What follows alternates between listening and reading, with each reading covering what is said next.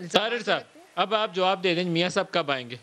देखिए, जो अल्फाज के चुनाव में एहतियात नहीं करते, मैं उनके किसी के हक में नहीं हूँ, बेइज्जती किसी के नहीं होनी चाहिए। लेकिन इंसाफ की बात यह है कि आपके प्रोग्राम में जुल्फी बुखारी को कॉल की गई, उन्होंने कहा कि मैं आ रहा हूँ, तो मेरा हक बनता है कि मैं डिमांड करूँ कि मियाँ साहब को भी कॉल करें और उनको पूछे कि वो कब आ रहे हैं। अब तारड़ साहब अगर इंसाफ पसंद है, वकील तो इंसाफ पसंद होता है, अपने वकील भाई की बात के साथ खड़े।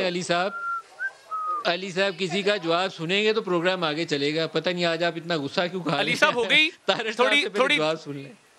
2 मिनट और तकरीर कर लें अगर आपने करनी है। आपका मैं मलिक साहब बोल लूं, इजाजत है?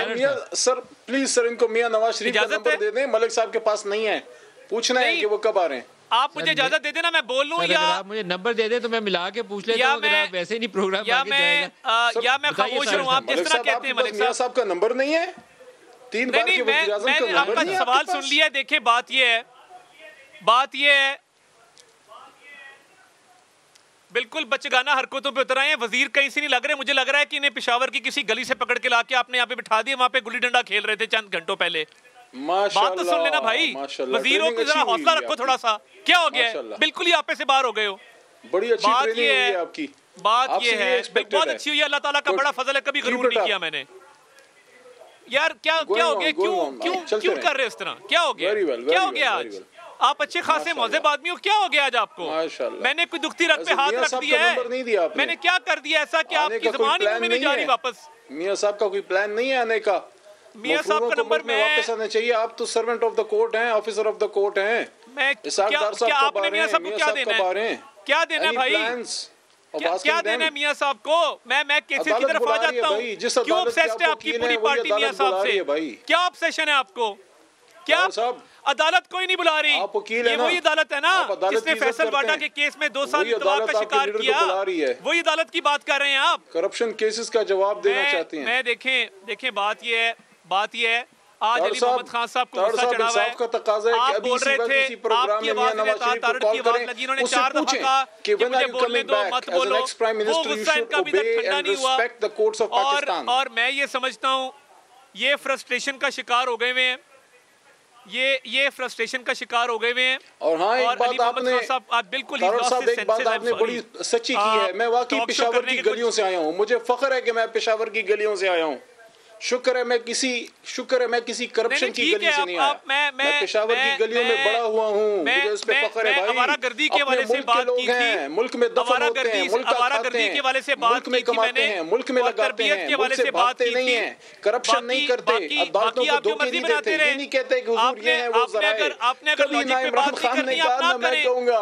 आपने अगर लॉजिक पे आपका लीडर पाकिस्तान की तारीख का सबसे बड़ा लीडर है, कैसे सवाल पूछूंगा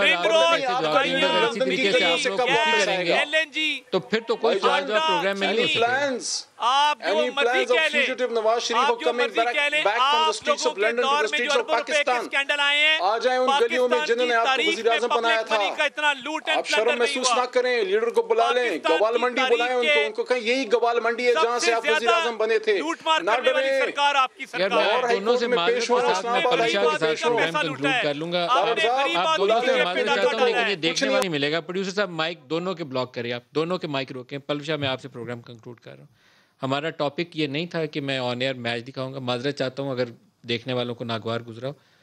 लीडर को वापस आना चाहिए, लेकिन हमारे प्रोग्राम का टॉपिक आज महंगाई, बेरोजगारी, लोगों की हालत ज़ार थी, किस तरफ और तरफ निकल गया, उसी पे कंक्लूडिंग रिमार्क्स आप दे दें। देखिए, हालात वो नहीं है जो वज़ीर आज़म साहब जो हैं वो सोच के बैठे हुए हैं, और इसी तरह की सोच जो है वो शाह ऑफ ईरान की भी थी। जब वो अपने जहाज़ में देखता था तो नीचे से लोग जो है वो लानत का इशारा करते थे, वो कहता था कि ये मुझे सलाम कर रहे हैं। मुशर्रफ साहब ने भी, आपको याद होगा, आप भी रिपोर्टिंग करते थे, एंकर थे आप उस वक़्त, मुशर्रफ साहब ने भी जब वकीलों की एजुटेशन शुरू हुई थी तो कहा था कि मैं जब खिड़की से बाहर देखता हूं तो मुझे तो सिर्फ चंद काले कोट नजर आते हैं, कुछ भी नहीं है, लेकिन एक अलाव पक रहा था। खुद वहाँ सड़क पे जाके खड़े रिपोर्ट कर रहे होते थे और वो किसी और ही ख्याल में थे, और वो किसी और ख्याल में थे। और उनके जो हमदवा थे वो कहते थे हम इन्हें कई दफ़ा वर्दी में जो है इलेक्ट करवाएंगे।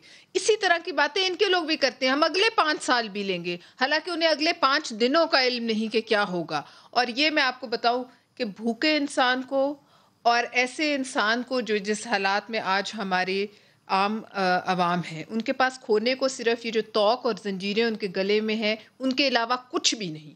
और जिसके बच्चे उसके सामने भूख से बिलबिला रहे हों, जो पिछले हफ्ते मुल्तान में अभी एक माँ बाप ने अपने बच्चों को जहर दिया और बाप ने फिर खुद भी खा लिया, और माँ पुलिस की तहवील में ये इकरार कर चुकी है। इससे वज़ीर आज़म साहब की आंखें खुलनी चाहिए।